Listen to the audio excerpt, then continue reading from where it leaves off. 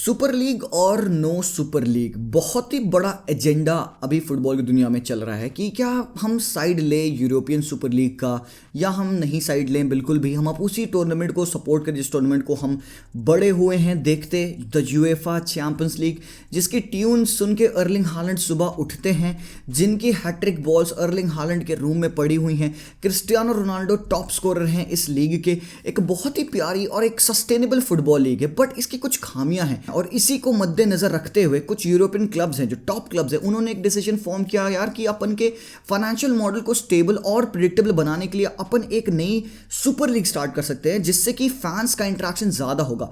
Everything is about the fans in football. Football एक ऐसा sport है जो कि डेड होगा अगर फैंस नहीं होंगे। If fans won't watch it, if they won't support it, if they won't come in the stadiums to make that ambience of Anfield, of that Signal Iduna Park, of that Bernabeu, it won't live up. But guys ये सिर्फ धोखा है। सबसे बड़ा figure, सबसे बड़ी prominent part इस game का है मनी। कितना भी तुम नकार दो, money will always remain a very very big pivotal figure in this sport, जो कि बहुत ही गलत बात है, बट हम उस चीज़ को ऑफन नकार देते हैं। हम एज फैंस, हमें एक पेनी नहीं मिलता है भाई फुटबॉल मैचेस देखने का, सपोर्ट करने का अपने क्लब्स को। वो हम अपने दिल से करते हैं, अपन टीम को देखते हैं because we love them, we support them.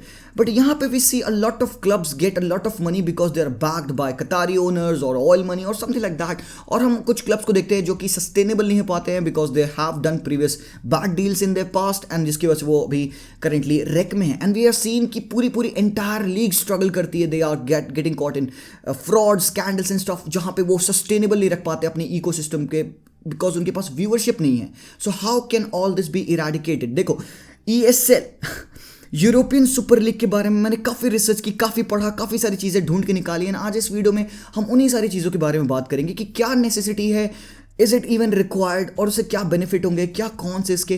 तो गाइस मैं इस वीडियो में वर्डिक्ट अपना नहीं दूंगा आपको कि भाई ये सही है, ये गलत है, ये मानो। I am just gonna throw things out to you and आपके अंडरस्टैंडिंग के लिए मैं यहाँ पे आपको सब कुछ समझाने वाला हूँ so that you can make an informed decision.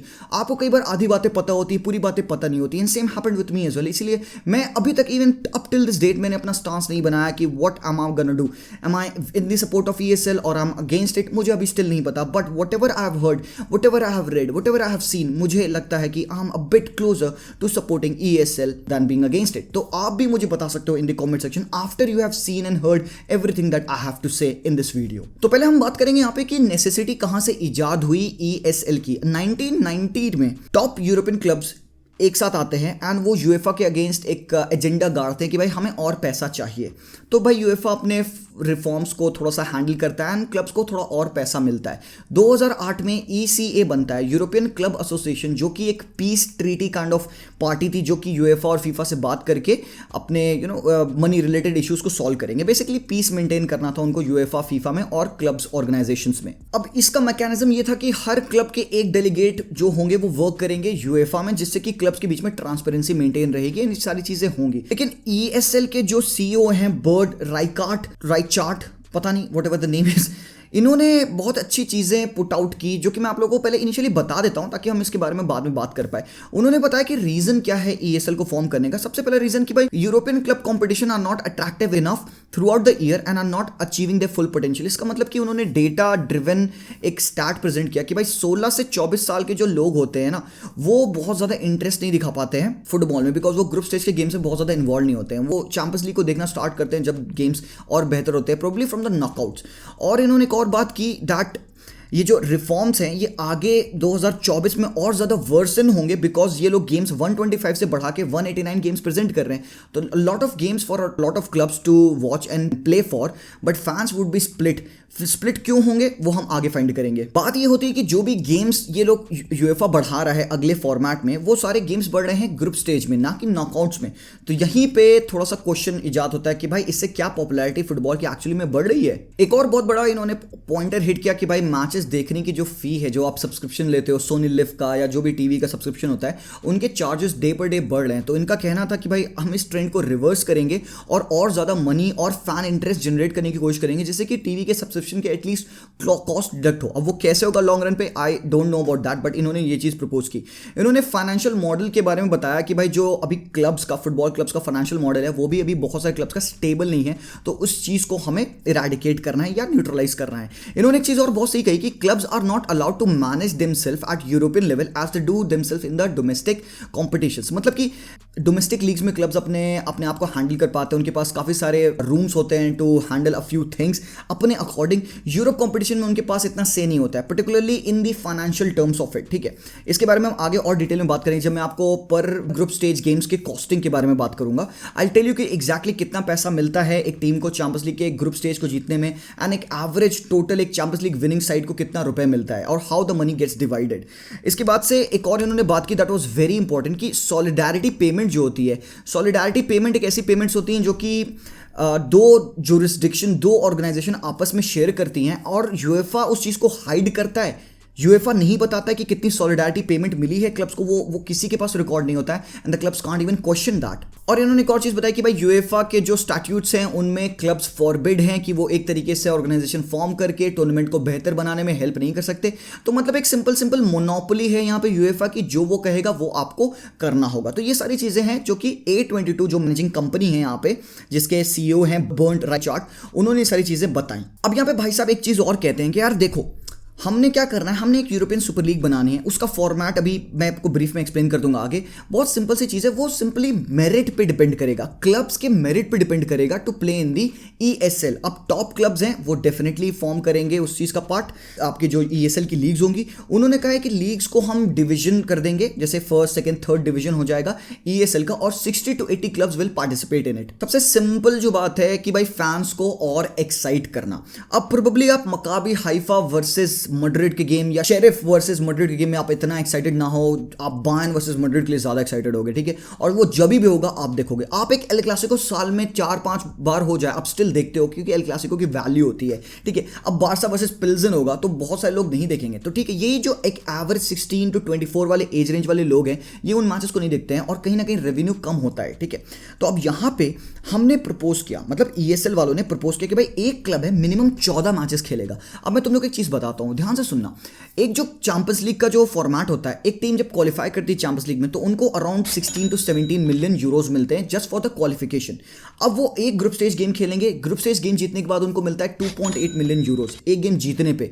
तो मान के चलो ऑन एन एवरेज अगर team starting of the first group stage से फाइनल तक जाती है, ठीक है, मतलब उनको 13 मैचेस खेलने हैं, ठीक है। 6 group stage game, 2 round of 16, 2 quarter final, 2 semifinal और 1 फाइनल, तो टोटल मिला के 13 मैचेस वो खेलेंगे। एंड अगर वो सारे मैचेस जीतते हैं, क्लीन शीट होती है उनकी, तो they stand a chance to win higher of 80 million euros. Madrid को पिछले बार जब उन्होंने चैंपियंस लीग जीती थी 83.2 मिलियन यूरोज मिले थे। इस साल प्रोजेक्टेड है कि अगर कोई टीम क्लीन शीट करेगी तो उसको 85.14 मिलियन यूरोज मिलेंगे, ठीक है।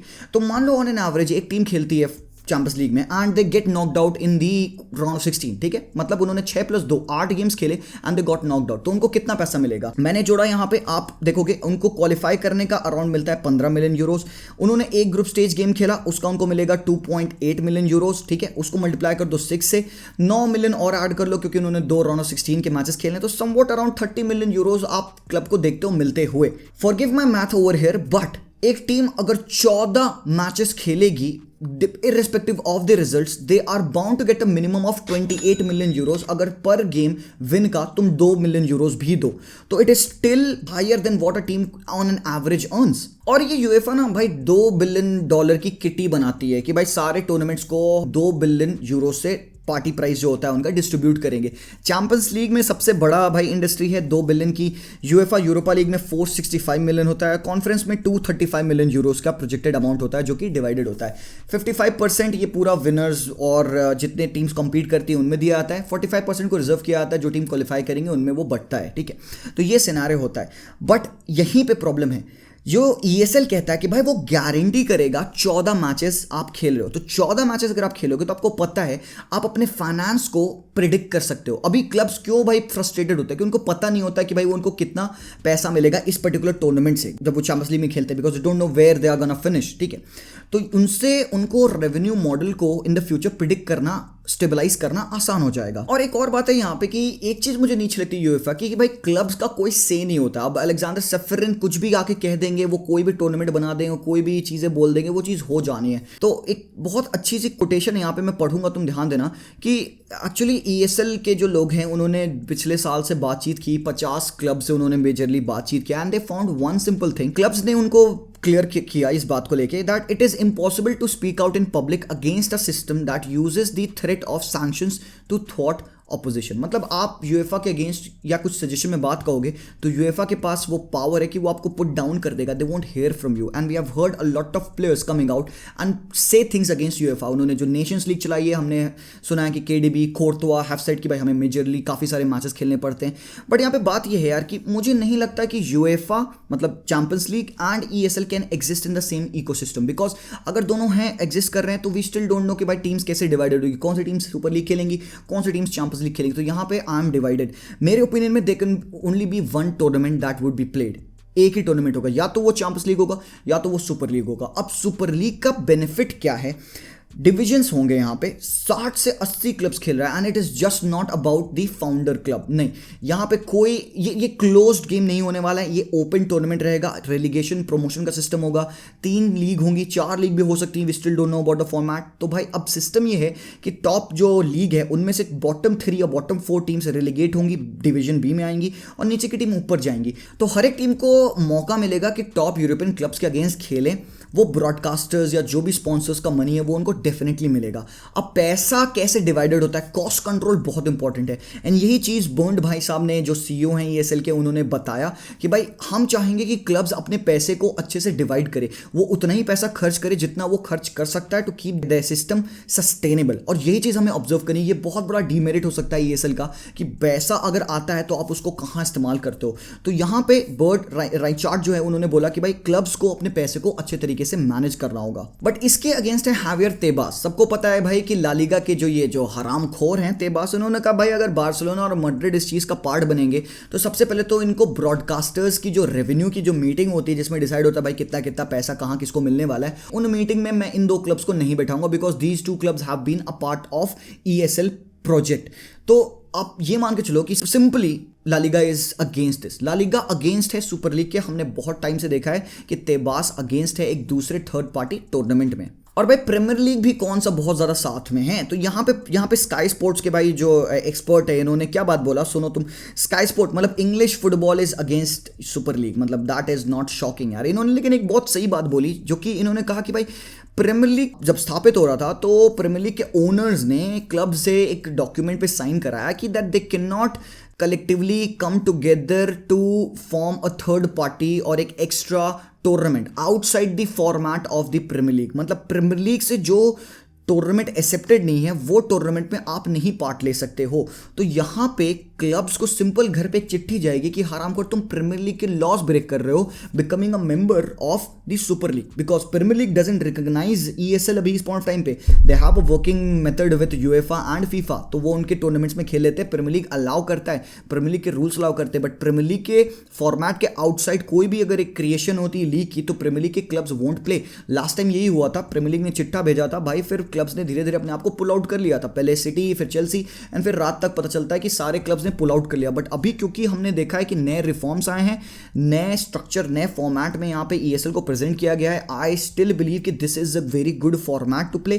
क्लब्स को एक स्टेबल इनकम गारंटीड होगी। क्लब्स जो बहुत ज़्यादा डेट से हिट है उनको रिकवर करने का मौका मिलेगा। जो लीग्स हैं जैसे कि सीरिया है जहाँ पे पैसे की बहुत कमी है, उनको भी थोड़ा और ज़्यादा फंडिंग मिलेगी, and ultimately it would all help, it will help the clubs to grow. और सिर्फ यहाँ पे बात समझना, टॉप क्लब्स की नहीं है ना, सिर्फ टॉप क्लब्स की नहीं भाई, 60 से 80 टीम्स खेलने वाली हैं। तो it's not just about the top 6 in the Premier League, it would be about the bottom 12 as well. वो भी बीच में जो टीम्स है वो भी बहुत बड़ा इंपॉर्टेंट पार्ट होगी। And same goes for La Liga, Bundesliga अगर पार्ट होती है, Serie A, whatever it is. तो भाई जो अपन ने देखा ईएसएल में 3 डिविजन्स हैं या 4 डिविजन्स जो हो सकते हैं, तो डिवीजन फर्स्ट को छोड़ दो क्योंकि मुझे लगता है उसमें पहली टॉप टीम्स खेलेंगी। तो सेकंड थर्ड डिविजन में आप स्टिल देखोगे कि एवरेज टीम या mid table teams of Premier League, La Liga would be able to take part in it. उनको भी एक फाइनेंशियल मॉडल मिलेगा, एक अच्छा रेवेन्यू सिस्टम मिलेगा। तो in my opinion all of this looks good यार। अब मुझे स्टिल नहीं पता, have it wrap my head around the fact कि भाई क्या होगा system totally in the end, but that is everything in my opinion that you needed to know before you can make an informed decision. अब ये sporting laws के या competition के against है तो फिर या तुम बता सकते हो, तुम अगर नॉस्टैल्जिक हो, तुम अगर प्योरिस्ट हो, तुम कहोगे नहीं यार जो चीज़ चल रही है something that is not broken, you should not try to mend it, but if you look at it मेरे भाई, इट्स कहीं ना कहीं it is broken even a single bit. Otherwise UEFA अपने सिस्टम को रिफॉर्म नहीं करता. यूएफए अपना एक अलग सिस्टम लाना चाह रहा है 2024 साल से, तुमने सुना होगा, तो वो चीज़ वो नहीं किया होता. They are just doing it. Obviously उनको पता है कि ये ESL compete कर रही है उनके साथ साथ. तो what do you think? Do let me know everything in the comments down below. That's all. Thank you so much for watching. Leave a like and subscribe to the channel. अगर आपको value मिला comment करना जरूर से algorithm break करने के लिए. I'll see you guys very soon. Until then, as always, peace out. Yeah.